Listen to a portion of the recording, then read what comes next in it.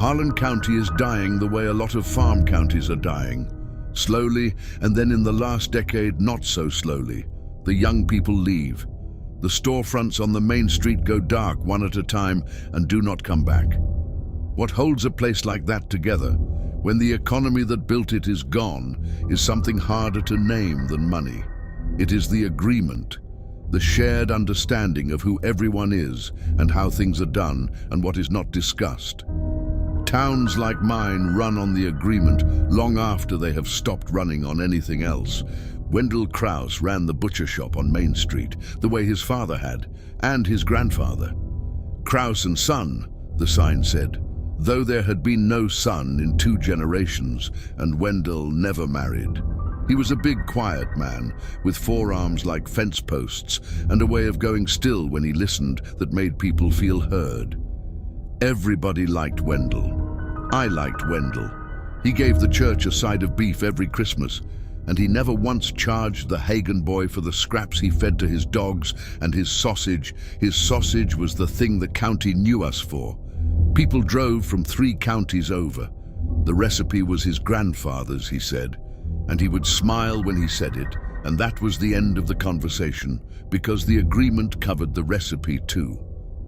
The state sent a new health inspector in the spring of that year.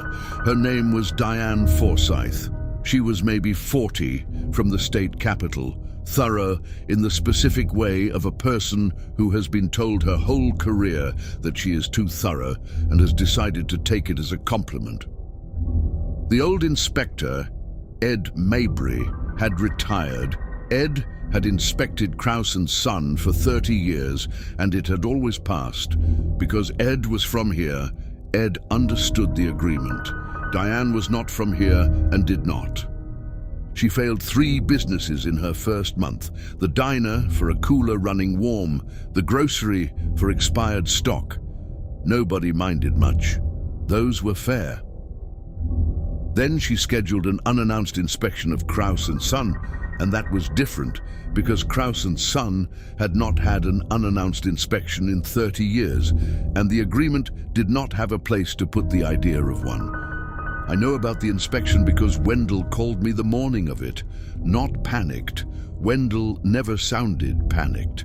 He called the station and asked, in his slow way, whether I happened to know if the new inspector was the type to go poking into a man's storage, or whether she'd be satisfied with the front of the house. I told him I didn't know her well. He thanked me and hung up. I did not think anything of it. I want to be honest that I did not think anything of it, because that lack of thought is the first thing I did wrong, and there were many things after it, and I am trying to lay them out in order. Diane Forsyth did her inspection of Krause and Son on a Tuesday. She found the front of the house immaculate, because it was. And then she asked to see the walk-in freezer, because that is the job. And Wendell showed her the walk-in freezer, because what else could he do? And the walk-in freezer was also immaculate, and she was nearly satisfied. Nearly. Diane Forsyth was thorough, and she noticed, the way Ed Mabry in 30 years had never let himself notice, that the walk-in freezer was smaller on the inside than the building was on the outside. I know what she noticed because she wrote it down. Diane kept notes the way thorough people keep notes, obsessively, contemporaneously, in a little water-resistant field notebook she carried in her breast pocket. That notebook is the reason I know most of what I know. I have it. I will tell you how I got it. Her notes from that Tuesday are mostly ordinary inspection shorthand. Temperatures, dates, the condition of surfaces. And then, near the bottom of the page, in slightly larger writing, underlined twice. Walk-in, approximately 8 feet deep. Exterior wall, approximately 20 feet from cooler door. Where is the other 12 feet? She did not raise it with Wendell that day. That is the thing about thorough people that the agreement never understands. They do not tip their hand. She finished her inspection, passed the front of the house, noted the freezer for follow-up and left. And then she did what she did with everything, which was research it. She pulled the building's plans from the county records office. The plans showed the walk-in freezer as it was, 8 feet deep. But the plans were from a renovation in the 1950s, and Diane, being thorough, pulled the original building plans too, from 1921, and the original plans showed the rear third of the building as a separate cold room, accessed through what was now the back wall of the walk-in. 12 feet of cold room, walled off, that appeared on no plan filed after 1953. A room that had been there at the beginning and then, officially, ceased to exist. She wrote in the notebook, sealed room behind walk-in. Predates current owner's grandfather. Why removed from plans? Then, the next day, asked E. Mabry, retired, by phone, Kraus walk-in. E became hostile, hung up. Interesting. Ed Mabry called me after that phone call. Ed, who I had known my whole life, who taught me to fish. Ed called me, and he did not sound like Ed. He said, "The new girl is asking about Wendell's back room. You need to handle that." I said, "Handle it how, Ed? Handle what?" And there was a long silence on the line, the kind of silence that the agreement is made of, and Ed said, "Just see that she stops asking, for everybody's sake, including yours." And he hung up. I want to tell you that I did not understand. For one more day, I genuinely did not understand. I told myself Ed was old and territorial about his old route and didn't like the new inspector showing him up. I told myself a lot of things in that one day, which was the last day I got to not know. Because the next morning, Diane Forsyth did not show up to her scheduled inspection of the feed store, and her state-issued car was not at the motel. And by the end of that week, she was a missing person. A state employee vanished in a rural county, which is the kind of thing that brings people who are not from here and do not run on the agreement. It brought the state police. It brought eventually me, assigned to assist the local liaison, the deputy who knew the town. And it brought me 2 years later to the back of Wendell's freezer with a flashlight, because the case had gone cold, and because I had her notebook by then, and because I had finally understood what Ed meant by handle it, and I had to know if I was right. Let me go back. Between Diane's disappearance and the night I went into the freezer, 2 years passed, and in those 2 years, I learned how my town actually worked, which is a different thing from how I had always believed it worked, and the difference is the whole horror of this, more than anything in the freezer. The state police investigated Diane's disappearance hard for about 4 months. They had no body, no car. The car turned up eventually in a reservoir 2 counties away, wiped, and no witnesses, because in Harlan County there are never any witnesses, because the agreement does not produce them. They interviewed Wendell, of course.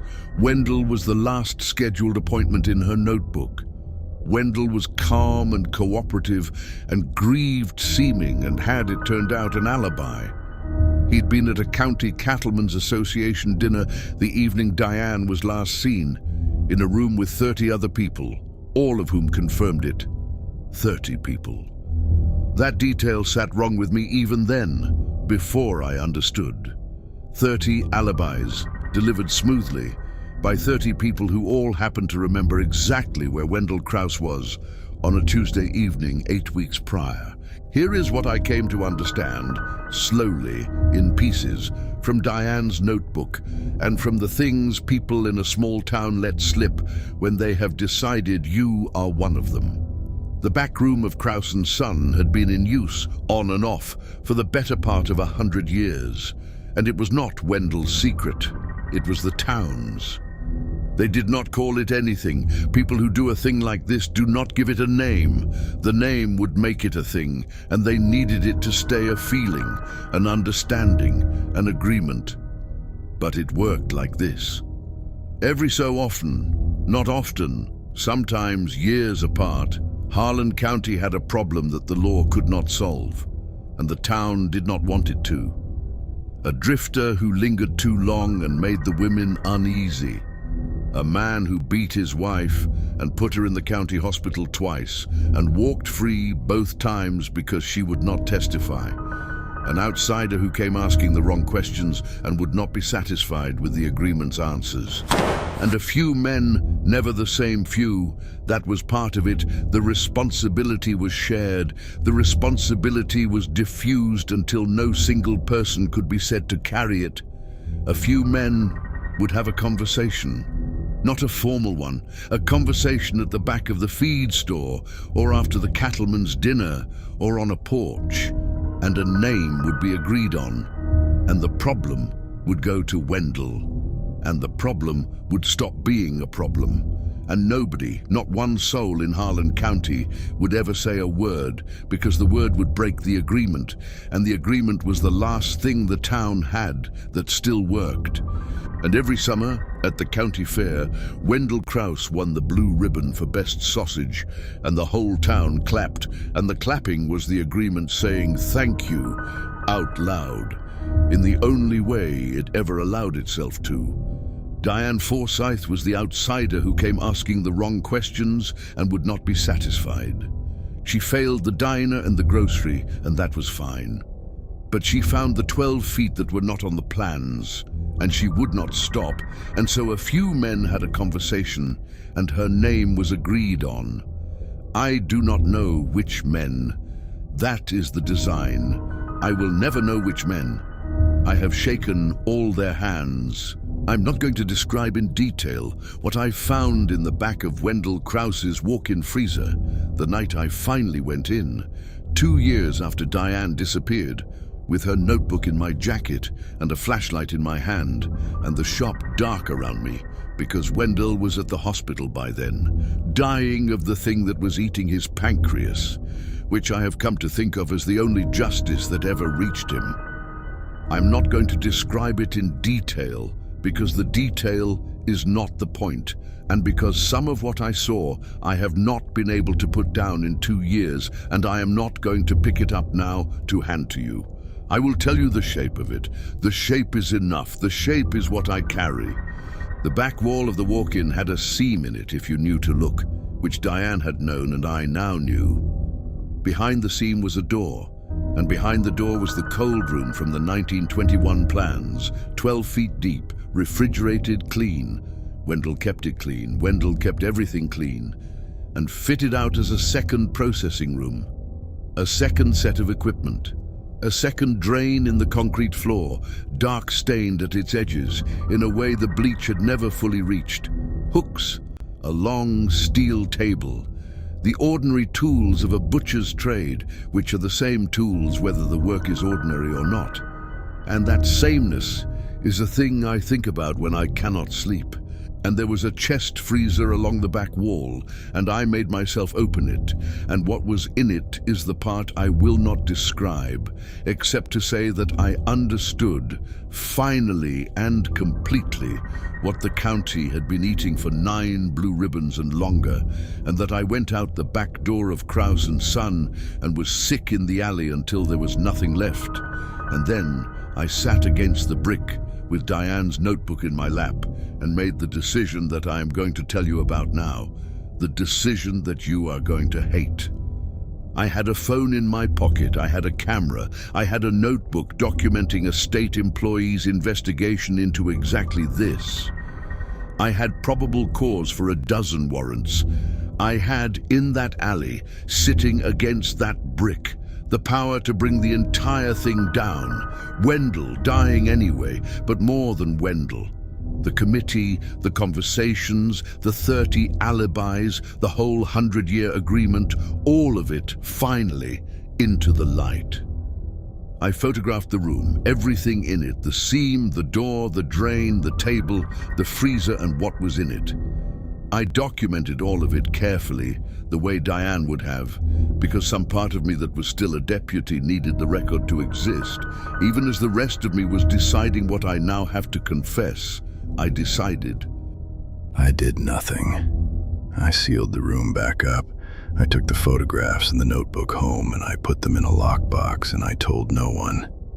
And I have told no one for 2 years. Until now. Until you whoever you are listening to this in the safety of not being from Harlan County, let me tell you the reasons, and let me be clear that I know they are not justifications, that there is no justification, that a man with what I had in that alley and the choice I had does not get to call his reasons anything but excuses. But you asked, or you are listening, which is a kind of asking, and you deserve the excuses laid out in order, the way Diane would have wanted them, the way the only honest person in this entire story would have wanted them. The first reason is that Wendell was already dying, and the cases would take years, and he would be dead before any of it reached a courtroom, and the only living thing I could put in a cell was the town. My town. Every man whose hand I had shaken. I could not produce the committee because the committee was designed not to be produced. What I could produce was a 100-year horror with one dead perpetrator and a county full of people who had simply for generations agreed not to ask. And I did not know what justice looked like applied to a whole town that had agreed not to ask. And I still don't. The second reason is the one I am most ashamed of, and it is the truest. I was afraid. Not of being killed, though sitting in that alley I understood for the first time that I could be, that a name could be agreed on, that I had spent my whole life inside a machine I had only just seen the workings of, and the machine had a back room. I was afraid of that, but more than that, I was afraid of being the one who broke the agreement. I had lived inside it my whole life. It had raised me.